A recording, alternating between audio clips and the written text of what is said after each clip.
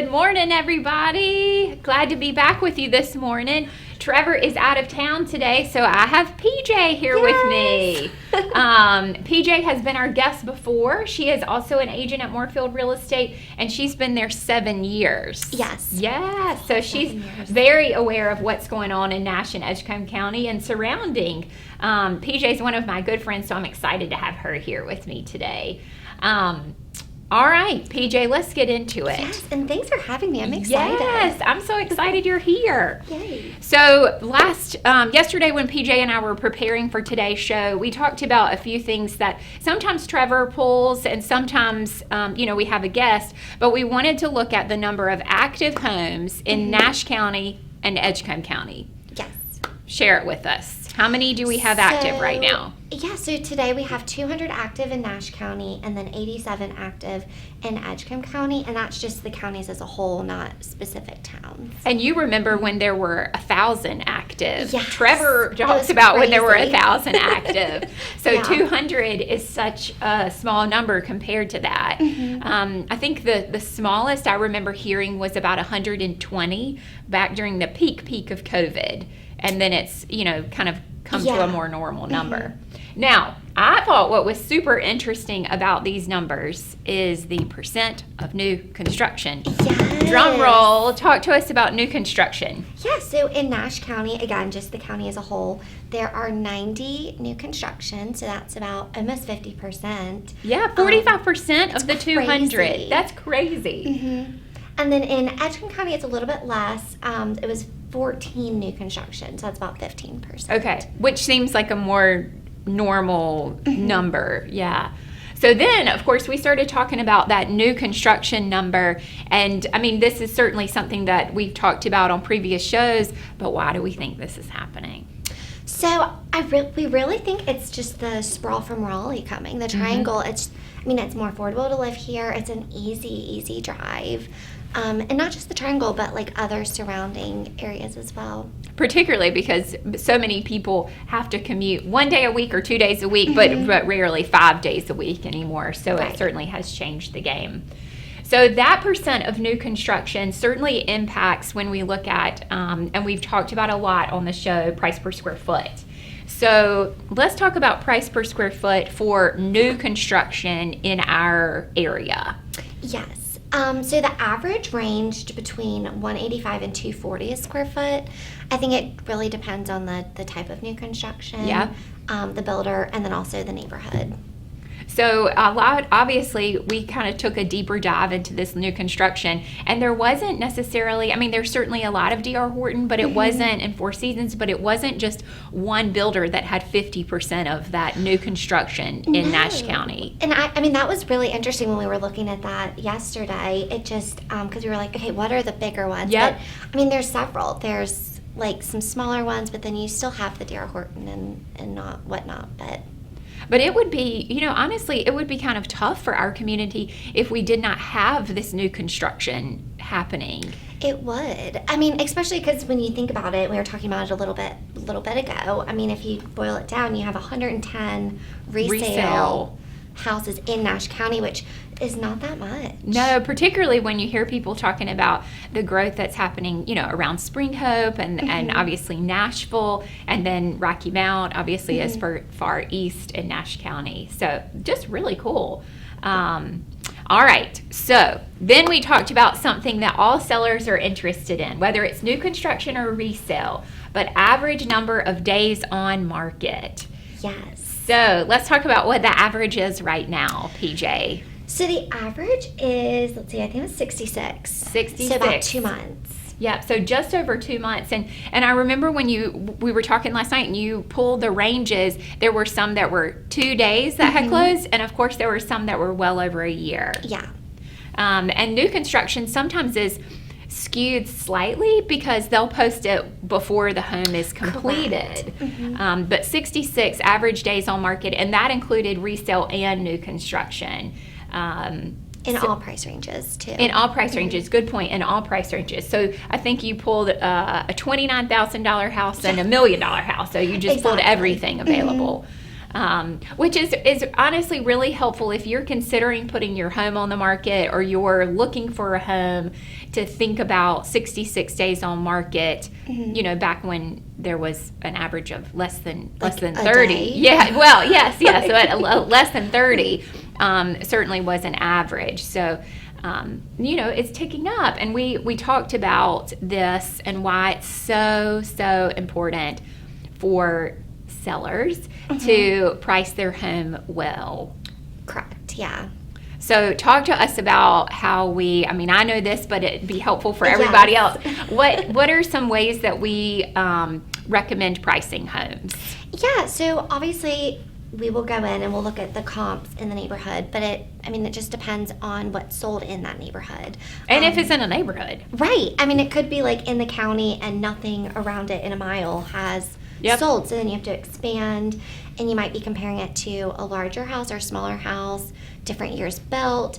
You just have to make it work depending on where it is. Yep. And then, but the average number of days on market of 66, who does it help? The buyers. The buyer.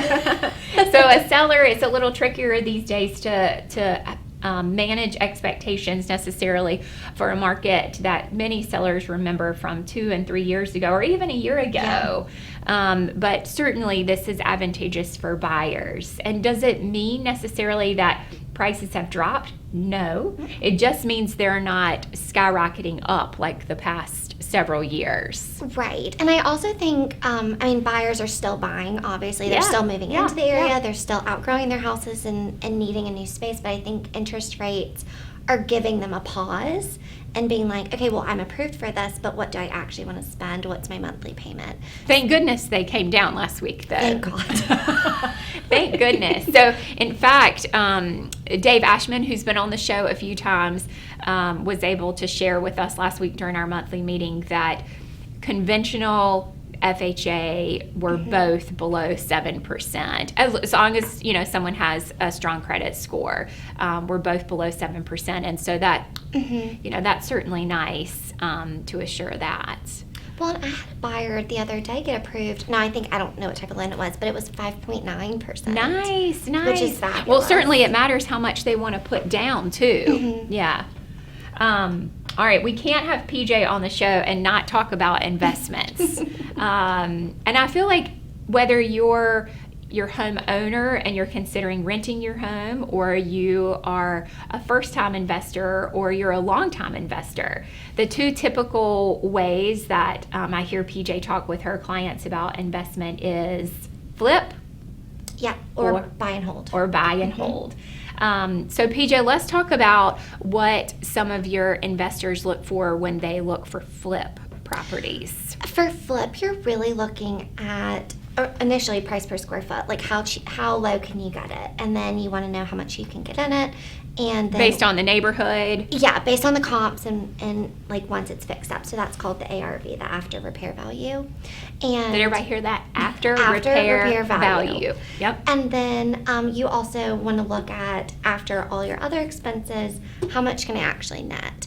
And I think several flippers that I work with like to, if they can't net like a certain amount, like say 15 or 20,000 after everything's said and done, and that's also giving them some wiggle room, it's just not worth it. So everybody has their own way of doing it, but that's how they get the numbers. Okay. So let's talk about the buy and hold, because I do feel like you work with a lot of buy and hold investors too. So talk to us, because that is a little more tricky. In the sense that, I don't know if the tricky is the right word, but a little bit more strategic in their thought process. So talk to us about what are some measures that they use. Yeah, so I'll at least talk about maybe a first-time investor and what they might look for.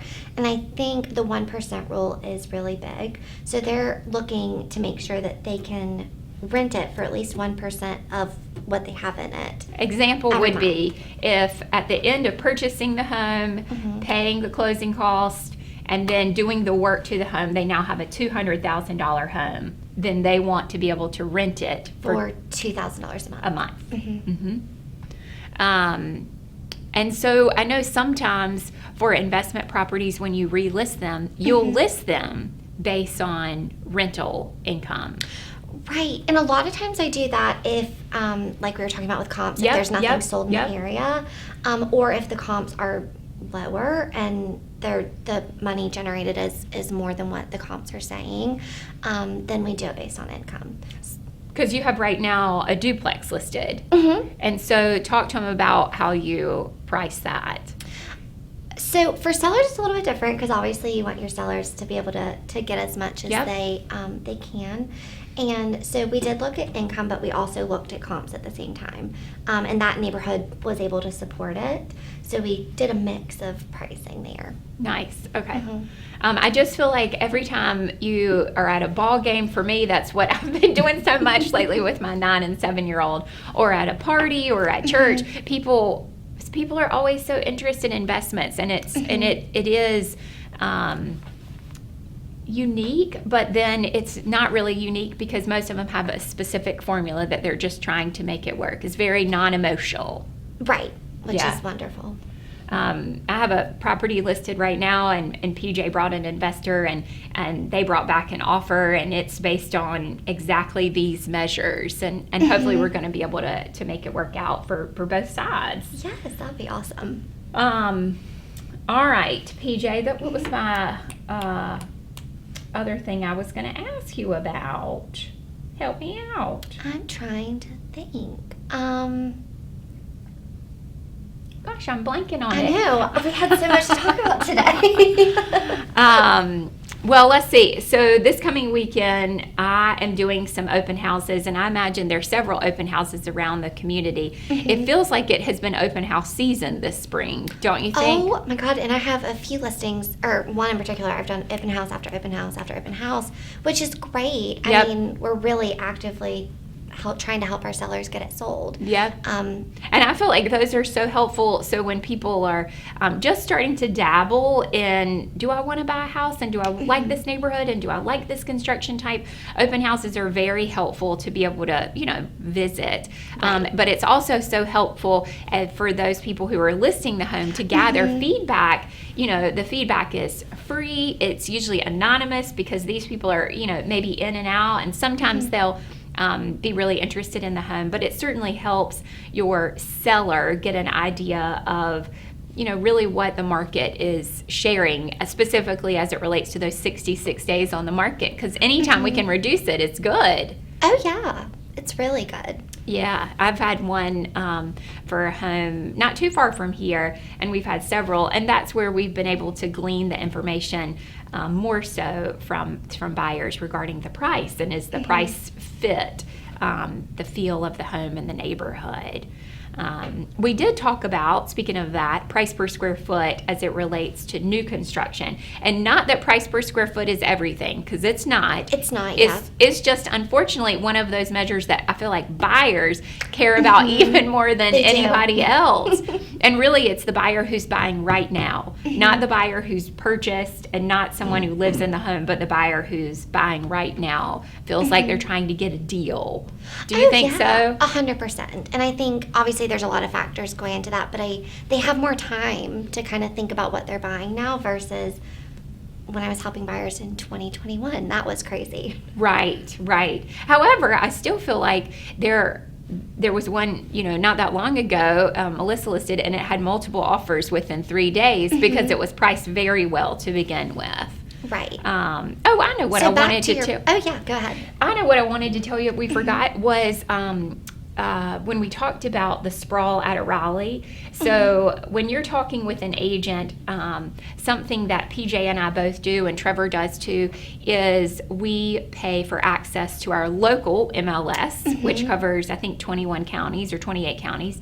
And then we also pay for the Triangle MLS. Right. So it's really nice to be able to put our properties, which are obviously of value for Rocky Mount, but an extreme value for those living in Wake and Orange County. in that MLS system as well. Mm-hmm. And I think it's a really great thing for like sellers when they list their house with us. It's Yes. a good little marketing tool. Because how I explain it is the MLS here goes all the way to the coast. Yep. And yep. then we also have the triangle, which encompasses all of the triangle. But I would say, if I remember correctly, only about 25 to 30% of agents in our community actually pay the extra to list in both areas. So just something to be aware of when you're talking with an agent that's a friend or something, or considering listing. Hopefully not by anyone else, but Right. but if you did, just make sure that you do investigate that, because while that home is viewable on Zillow, regardless of the MLS, which is the multiple list service that it's placed in by the agent, it is not pullable by the agent, which means not every buyer is looking in the MLS. I mean, is looking on Zillow or Realtor.com. Some of them are waiting on their agent. Right. And so, I mean, agents, if we have one pop up here, but then a triangle agent doesn't see it, their buyer might miss out. Yep. So while they might see it on Zillow, their agent needs to be Yep. on top of it. In fact, I had one I put under contract this weekend, and the agent was out of Raleigh that listed it, and it was only listed in the triangle. So, and it was local, and I could not figure out why it was still on the market here, but I really think it was on the market here because it was not pullable by 75% of the agents in our community. If that makes sense. So just a couple of things to be aware of. Gosh, PJ, it's already 8:40. I know, this was great. Yeah, thank you so much for being here today. Well, thanks for having me. Thank you. Such helpful information, particularly about the rental market and that 1% rule. Thank you all for joining us this morning. Roger will be back in just a minute. Hope you have a wonderful Memorial Day weekend, and I look forward to seeing you back with Trevor in about 2 weeks. Thank you.